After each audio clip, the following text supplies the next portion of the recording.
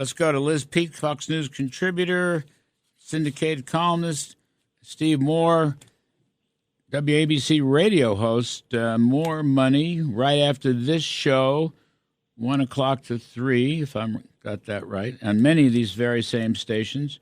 And his new book, The Trump Economic Miracle, and the plan to unleash prosperity. Again, his co-author is Art Laffer, who we had earlier in the show, and who should win the Nobel Prize next week, although I fear nobody submitted his name, but he should win it. He should definitely win it. Anyway, let's talk. Steve and Liz, thank you. I want to just read you quickly. There's a piece out on Fox Business Digital yesterday by Kayla Bailey, who works for Digital. And the title of the piece is Kamala Harris's Economic Plan. 5 times the VP dodged questions on American economy. Here's what she said. 1, I was raised a middle-class kid. 2, I grew up in a community of hardworking people. 3, the rich must pay their fair share. 4, my approach is about new ideas. And 5, there are a lot of people in Pennsylvania who deserve to be seen and heard. Now, this is beyond word salad. I mean, listen to both of you. You're speechless. I mean, this is quotes. These are direct quotes. Go back. You can go to, Fox Business Digital and find this thing. Anyway, Liz Peek, that's a hell of an economic policy platform she just put out. Oh, my gosh. Well, she doesn't have an economic policy platform, and that's where you get into trouble, is when you start kind of just daydreaming almost through these interviews. I love the idea, and obviously it's a central theme of her candidacy. She said it again the other day, that she grew up in a working-class family. Her father was a PhD economist professor, and her mother was a very highly paid scientist. It's all fake, Larry, and the problem is when you start faking kind of your beginning, you end up faking also perhaps your ending.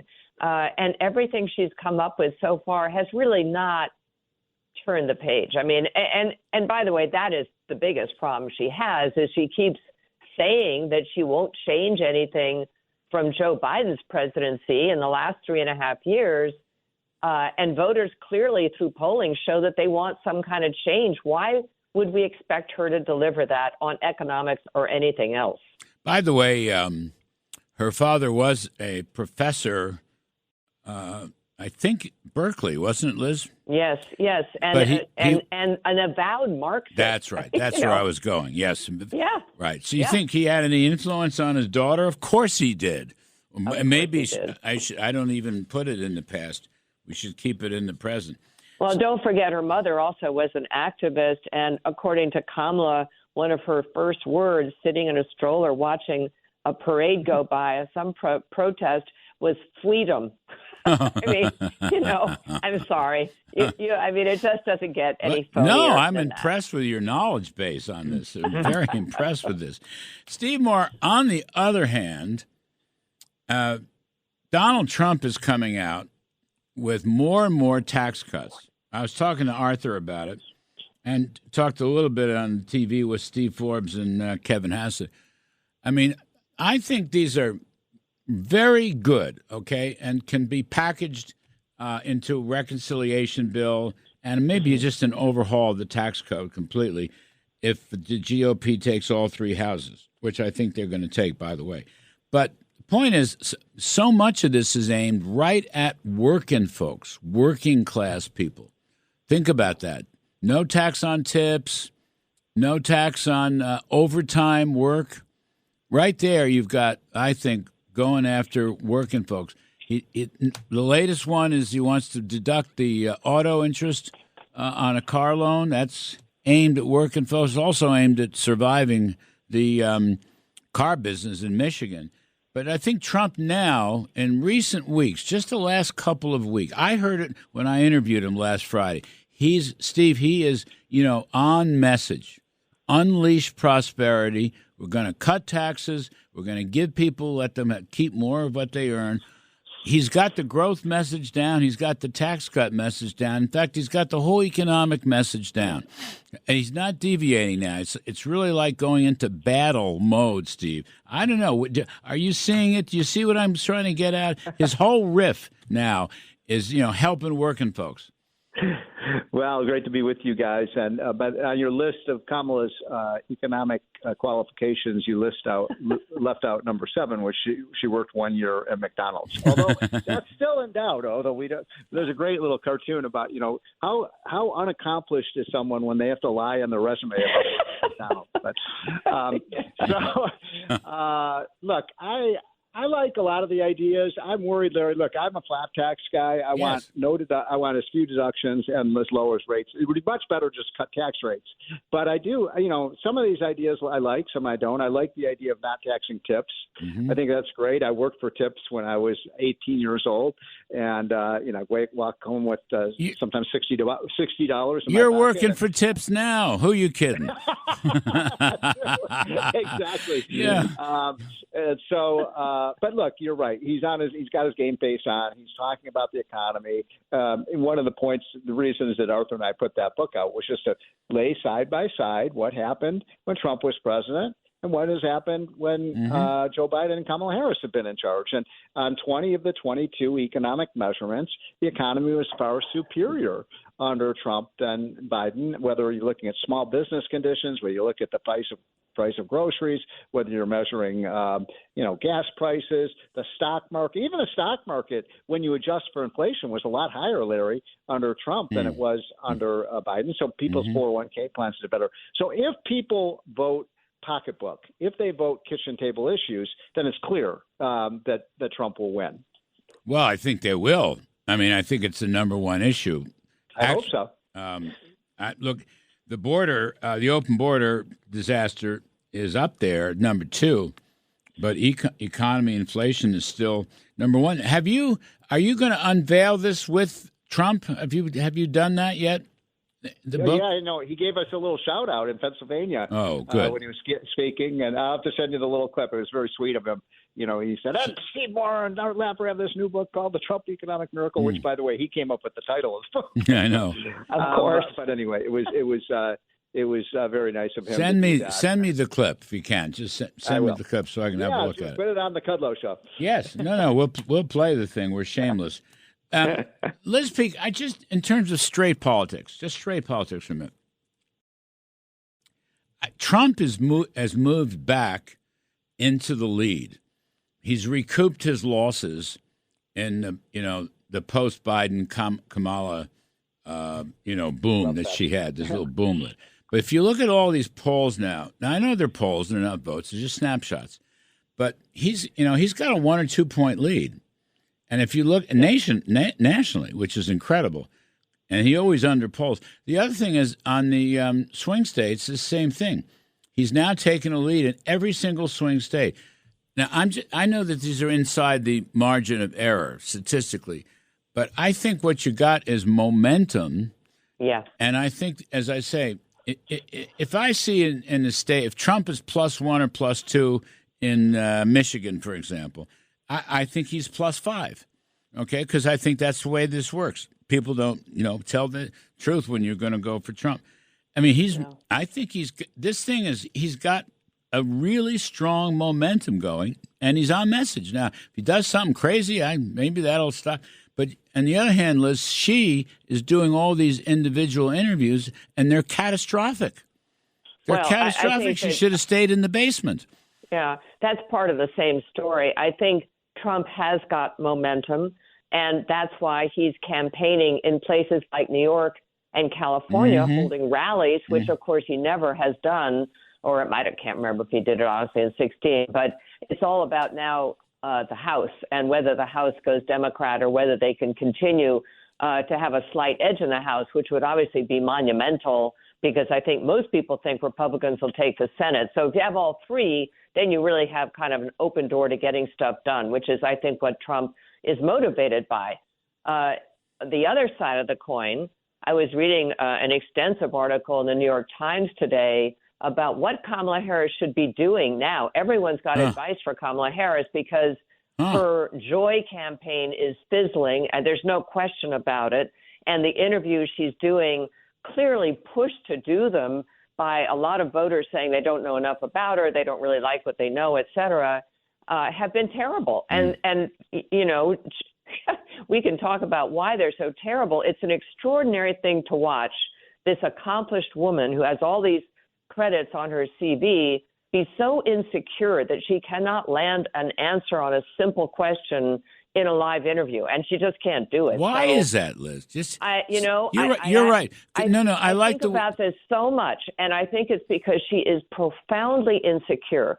That's where this laugh comes from. Think back to the Axios story. I think it was Axios or Politico that broke the story that she had to have practice sessions before going to a dinner party in Washington, D.C. This is a true story. They'd have like a sitting around the table pretending to make conversation. What adult has that kind of insecurity that they don't think they can go out to dinner and hold their own? I mean, that's a pretty staggering idea, right?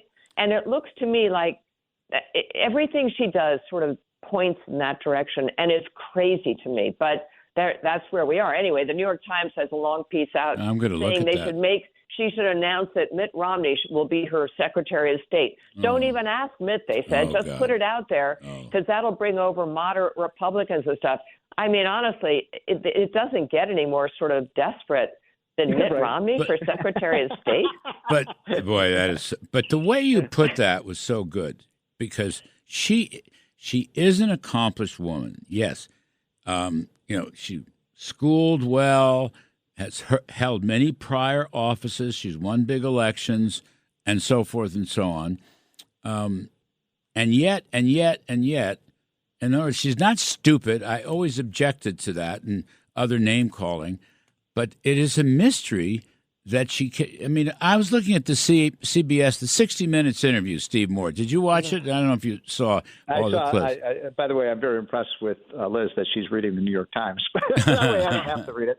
But no, I saw some of the clips of it, and it was quite embarrassing, right. Actually. It's incredible. She cannot answer a question. I don't get it, Steve Moore. If somebody asks you something, look, you don't have to know everything in the world. Maybe you didn't study up on something, but you'll say something because you have a body of knowledge over the past 50 years and plus as an adult and professional. You'll be able to say something that's clear and intelligent. She can't seem to do that.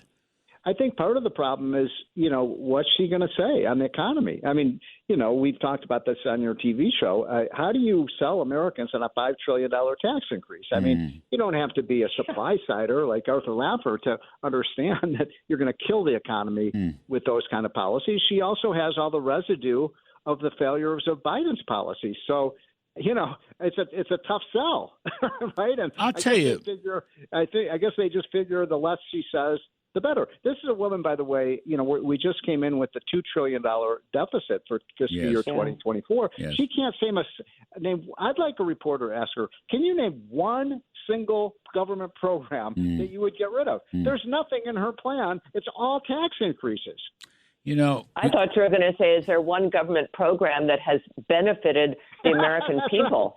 Right. Well, I mean, really, windmills and I challenge them to come up with something. But, I got it. Liz, I got to get out. I was just going to say, I love the Elon Musk idea of the government efficiency. No, let's talk. Let's talk about that when we come back. Okay. I just wanted to throw out that just before we, Liz, if you're hiding your true beliefs, yes, that would explain a lot of this word salad stuff. Absolutely. And if you go to a dinner, say, if you and I went to a dinner party in New York with left-wingers, which is an easy thing to do in New York, okay? And we don't want to talk shop. We don't want to let our, inner feelings or inner beliefs or inner values out.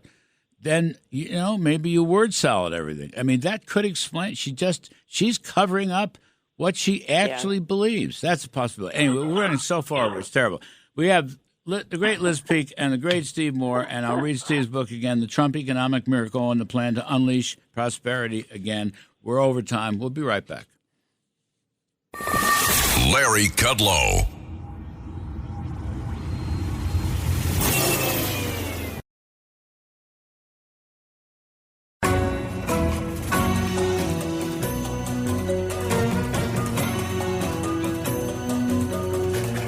From Wall Street to the White House, this is the Larry Kudlow Show.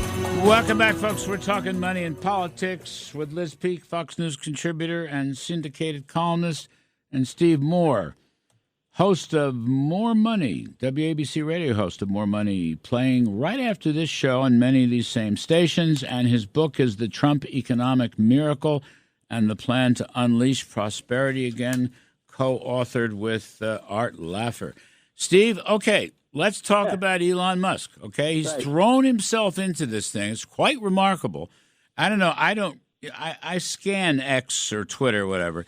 He tweets up a storm every day about this. He's now appearing with Trump in campaigns stops. It's quite fascinating. And, of course, this Elon Musk Efficiency Commission, like the Grace Commission 40 years ago. So what do you make of it? So, first of all, I've never seen anything like it, the way the left has turned on someone. They've turned on Elon Musk. I mean, 2 years ago, he was their savior, and now he is a villain. I think the guy is brilliant. He's an amazing innovator, and I love this idea of a efficiency government waste commission. Reagan did it, remember, in 1981 with the Grace Commission. And you were asking me the other day, if Trump wins, what would I like to do? And I'm not yearning to go into the government, although you did an amazing job. Thank God you were there. But I want to be the executive director of the Government Efficiency Commission. Seriously, I mean, I think we could easily find $1 trillion of waste, inefficiency, redundancy in government, and people wouldn't even miss the programs. In other words, I'm not talking about cutting Medicare benefits or Social Security benefits or things that people care about. There is so much waste in this government, and Americans know it, by the way. They know it's there. Drain the swamp. By the way, apropos of what you just said, I had penciled you in for NEC director. You'd make a good one. You'd make a very good one. You would be very tough shoes to fill. But, but seriously, we need to do this because, you've still got 80 to 90% of the federal workers that aren't even showing up for 40 hours a week. And people don't even know they're not there because they don't do anything that has any impact on people's lives. Liz, I was talking about this last night on the TV show with Vivek Ramaswamy, right, who I interviewed. I just love the guy. I think he's just terrific.